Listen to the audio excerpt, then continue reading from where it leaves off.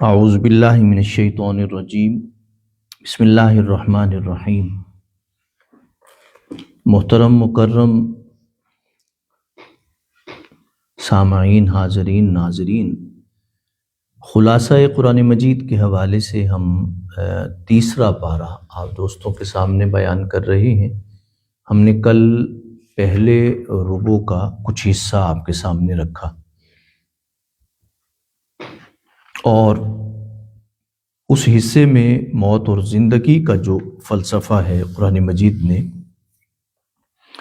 اس کو سوالات کی صورت میں بیان کیا، اور یہ بات قرآن مجید ہمارے سامنے لاتا ہے کہ سوال کرنا بری بات نہیں ہے، چاہے وہ ایمان کی خاطر ہو یا اطمینان کی خاطر۔ اس میں نہ ناراض ہونے والی بات ہوتی ہے، نہ غصے ہونے والی بات ہوتی ہے، نہ کوئی رنجش کی بات ہوتی ہے۔ اب پہلے ہی ربع میں تیسرے پارے کے تو انفاق فی سبیل اللہ کے حوالے سے قرآن مجید وضاحت کرتا ہے۔ ایک بات تو آپ مسلسل سنتے ہیں جو فضیلت کے حوالے سے، عظمت کے حوالے سے ہے کہ آپ ایک دانہ دیتے ہیں تو اس کے دانے کی طرح مثال دی ہے قرآن مجید نے کہ آپ اگر ایک دانہ بوتے ہیں تو اس میں سے ایک پودا نکلتا ہے، لیکن اس پودے میں 7 بالیاں ہوتی ہیں۔ اب یقینی بات ہے قرآن مجید آپ کو بڑی گہری بات آپ سے کر رہا ہے اس حوالے سے کہ آپ نے بیج بھی دیکھنا ہے،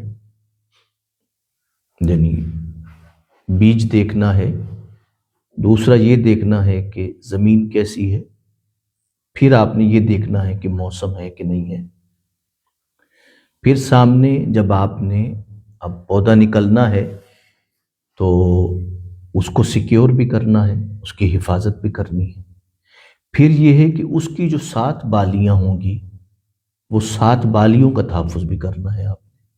یعنی یہ ساری باتیں ریلیونٹ ہو جاتی ہیں، آپ اگر انہیں ڈیپلی دیکھیں تو آپ کے سامنے وہ باتیں ساری آ جاتی ہیں۔ اب ایک دانہ آپ نے بویا، 7 بالیاں نکلی تو گویا 700 دانے، یعنی ہر بالی میں 100 دانہ ہے تو 700 دانے آپ کو صلہ مل گیا۔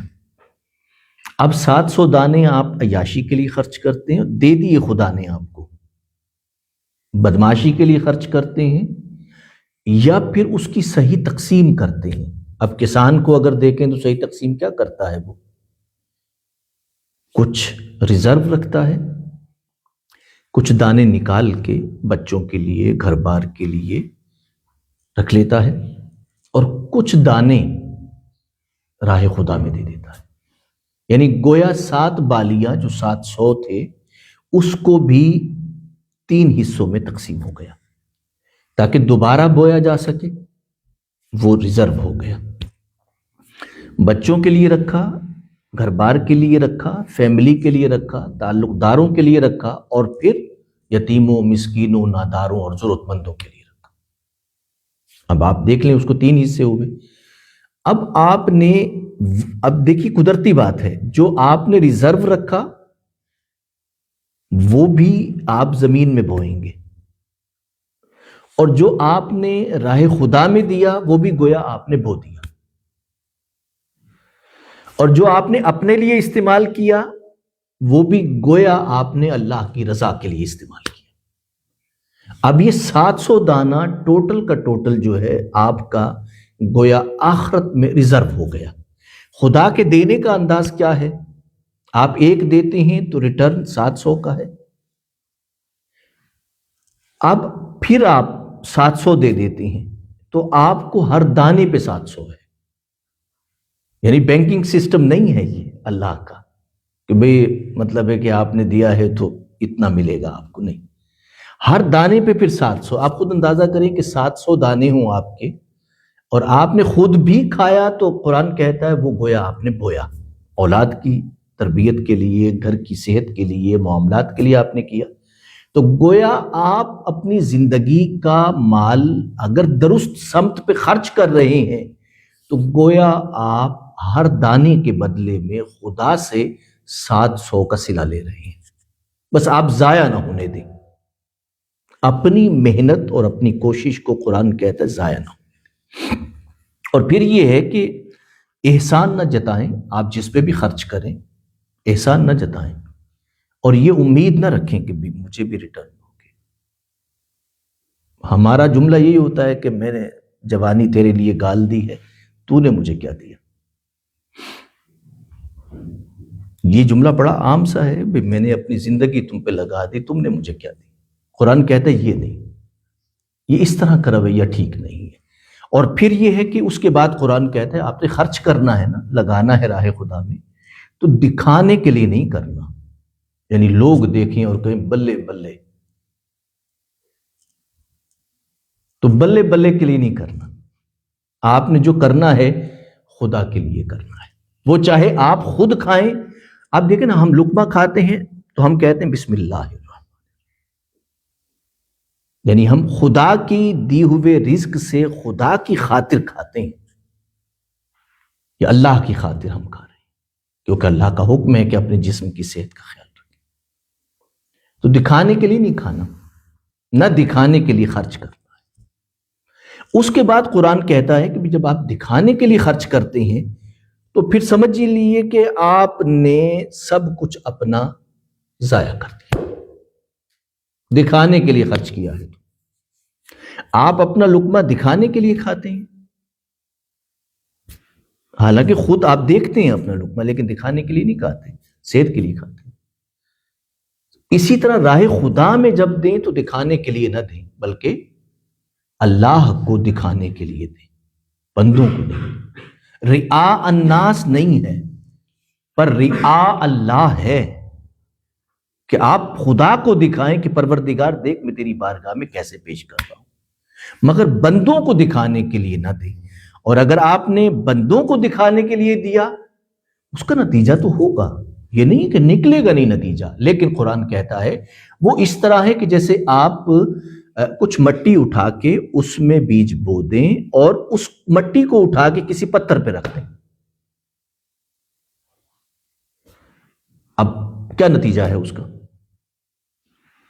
جڑ پکڑے گا، ہوا چلے گی تو مٹی اڑ جائے گی، ختم. بس ہوا چلی مٹی اڑ گئی، ختم ہو گیا آپ کا جو رعاء الناس تھا، ختم ہو گیا. بارش برسی، قرآن کہتا ہے بارش برسے گی تو فسرقہ صلدا، بس پھر پتھر کا پتھر ہی آپ کو نظر آئے گا، نہ مٹی نظر آئے گی، نہ پودا نظر آئے گا، نہ بیج نظر آئے گا، نہ نتیجہ نظر آئے گا، کچھ بھی نظر نہیں آئے گا آپ کو. اس لیے رعاء الناس نہیں.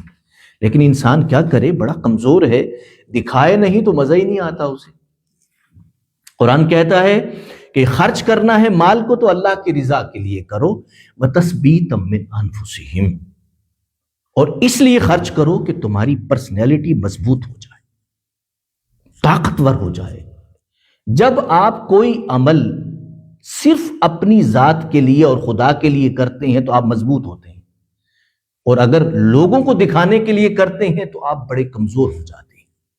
اس لیے کہ لوگ اگر آپ کی تعریف نہیں کرتے تو آپ کا دل ٹوٹ جاتا ہے، آپ مایوس ہو جاتے ہیں، آپ پریشان ہوتے ہیں. میں نے مطلب ہے کہ کیا تو بڑا کام تھا لیکن کسی نے بلے بلے نہیں کی، کسی نے کوئی داد ہی نہیں دی، تعریف ہی نہیں کی. لیکن جب آپ اپنی ذات کے لیے اور اللہ کی رضا کے لیے کرتے ہیں، قرآن کہتا ہے اللہ کی رضا کے لیے وہ حاصل ہوگی. وَتَثْبِيتًا مِّنْ أَنفُسِهِمْ، اپنی ذات کو، اپنی ذات کا جو خلا ہے اس کو بھرنے کے لیے کریں خرچ. اب اس کے بعد کہتا ہے کہ بھی قرآن مجید کہ بھی آپ اگر دکھانے کے لیے کرتے ہیں تو کبھی کبھی نتیجہ تو آتا ہے اس کا، لیکن انسان کی خواہشیں، انسان کی لالچ، انسان کا حرص جو ہے وہ اس طرح ہے جس طرح بھئی انسان، اب یقینی بات ہے کہ تھوڑا عرصہ ہے زندگی کا جو یہاں رہنا ہے، تو قرآن کہتا ہے کہ بالکل اسی طرح ہے جیسے آپ یعنی آپ نے جمع پونجی بنائی ہے، آپ نے ایک باغ بنایا ہے اور اسے آندھی آئی ہے، طوفان آیا ہے، آگ آئی ہے، اس نے سارے باغ کو جلا کے راکھ کر دیا ہے. اور ایک زندگی میں اور مسئلہ یہ آ گیا کہ اب وقت بھی نہیں ہے، مطلب دنیا سے انسان جانے والا ہے بچے بھی چھوٹے ہیں، وقت بھی تھوڑا ہے، اب باغ بھی تیار نہیں ہو سکتا، تو کیا کریں گے؟ تو قرآن کہتا ہے اس کا اس طرح بھی ہوتا ہے کبھی زندگی میں، اس طرح نہ کریں، صرف اللہ کی رضا کے لیے کریں اور اپنی ذات کی مضبوطی کے لیے کریں، جس میں آپ مضبوط ہوں، سٹرونگ ہوں۔ اس کے بعد قرآن مجید یہ فرماتا ہے، یہ بھی انفاق کے حوالے سے ہے، قرآن کہتا ہے کہ جو آپ کو پسند ہے وہ راہ خدا میں دیں۔ یعنی یوں نہیں ہے کہ آپ دسترخوان پہ بیٹھے ہیں، جو آپ کو پسند نہیں ہے آپ کہتے ہیں تسی بھی لو، آپ بھی لیں، آپ بھی لیں، اور جو پسند ہے اسے اپنی طرف کر کے اور اپنی پلیٹ کو ایک بھرپور مینار پاکستان بنا دیتے ہیں۔ اس کا راہ خدا میں دینا ہے، مہمان نوازی بھی دراصل راہ خدا میں دینے والی بات ہے۔ جب آپ کسی کو سرو کرتے ہیں تو یہ راہ خدا ہے۔ آپ نے محنت سے کمایا ہوا رزق جب کسی کا لقمہ جاں بنتا ہے وہ راہ خدا ہے آپ کی، چاہے وہ احباب ہیں، دوست ہیں، بہن بھائی، کوئی ہے۔ ورنہ تو انسان چاہتا ہے کہ میں جو کماؤں یوں دائرے میں رکھ کے اس پہ بیٹھ جاؤں، بندے کا دل ہی نہیں کرتا، نفسیاتی سلسلہ ہی ایسا ہوتا ہے۔ لیکن قرآن کہتا ہے کہ یوں کیجئے کہ راہ خدا میں دیں، لیکن ایسا مال نہ دیں کہ اگر آپ کو دیا جائے تو آپ آنکھیں بند کر کے تو لے سکتے ہیں، آنکھیں کھول کے نہیں لے سکتے۔ یعنی خدا کو دینا ہے، کیا آپ سمجھتے ہیں کہ خدا دیکھ نہیں رہا؟ یعنی آپ خود نہیں لے سکتے وہ مال۔ مثال کے طور پہ آپ کو اگر 1 یورو دیا جائے تو آپ کہیں گے میں بچوں، آپ مجھے 1 یورو دے رہے ہیں۔ آپ کو 5 یورو دیے جائیں تو آپ کہیں گے میں بچوں، مجھے 5 یورو دے رہے ہیں آپ۔ لیکن ہم راہ خدا میں دیتے ہیں 1 یورو، کیوں؟ سمجھانے والی بات ہے نا۔ آپ مجھے دیا جائے تو میں کہوں گا 1 یورو، یار یہ کیا بات کر رہے ہیں ہم راہ خدا میں دیتے ہیں۔ دینا ہے تو پھر چیزوں کو سنبھال کے ایسی جگہ پہ دیں جہاں پہ کوئی نتیجہ نکلے۔ توہین نہ کریں راہ خدا کی، اہانت نہ کریں اس کی۔ یعنی آپ خود سوچئے کہ آپ اگر کوئی لینا چاہے تو آپ نہیں لیں گے، لیکن ہم اسی لیے رسول اللہ صلی اللہ علیہ وسلم نے یہ جو بیگنگ ہے اس کو حرام قرار دیا ہے۔ کیوں؟ اس لیے کہ ہم 1 یورو دیتے ہیں، آدھا یورو دیتے ہیں، 1 پیسے دیتے ہیں، 1 روپیہ دیتے ہیں، 10 روپے دیتے ہیں، یہ توہین ہے، راہ خدا کی توہین ہے۔ اس لیے فرمایا کہ وہ لوگ جو اس طرح بیگنگ کرتے ہیں قیامت کے دن سیاہ چہروں کے ساتھ اللہ کی بارگاہ میں جائیں گے۔ یہ توہین ہے۔ اور زکوٰۃ کے بارے میں ہم چاہتے ہیں کہ کوئی ہمارے پاس آئے، خدا کہتا ہے نہ، تم خود جاؤ۔ جس نے زکوٰۃ دینا ہے دینے والا خود جائے اور جا کے دے حقدار کو۔ یعنی مانگنے والا آپ کے دروازے پہ نہ آئے تاکہ اس کی خودداری، اس کی عزت نفس، اس کا وقار، اس کی عزت ختم نہ ہو، وہ یوں کر کے کھڑا نہ ہو۔ اس لیے کہ جب آپ جائیں گے تو آپ یوں کر کے دے دیں گے اس کو۔ لیکن اور یہ بھی فرمایا کہ لوگوں کے سامنے نہیں، اس کے ہاتھ پہ مت دھرو، اس طرح دو کہ اس کی عزت اور وقار برقرار رہے، جا کر دو، عزت نفس رہے۔ یہ ہے وہ معاشرہ جسے قرآن مجید چاہتا ہے۔ قرآن مجید فرماتا ہے کہ جب ایک شخص آپ سے سوال نہیں کرتا، آپ جانتے نہیں ہیں اس کی ضروریات کیا ہیں۔ بھئی ایک شخص آپ سے لپٹ کے سوال نہیں کرتا، آپ کے سامنے روتا دھوتا نہیں ہے، اور یہ نہیں کرتا میں مر گیا، میں حال ہوئے میں مر گیا ہوں، اس طرح نہیں کہتا آپ سے، تو کیا آپ جانتے نہیں ہیں کہ اس شخص کے کیا اخراجات ہیں؟ آپ کے ساتھ نہیں رہتا وہ۔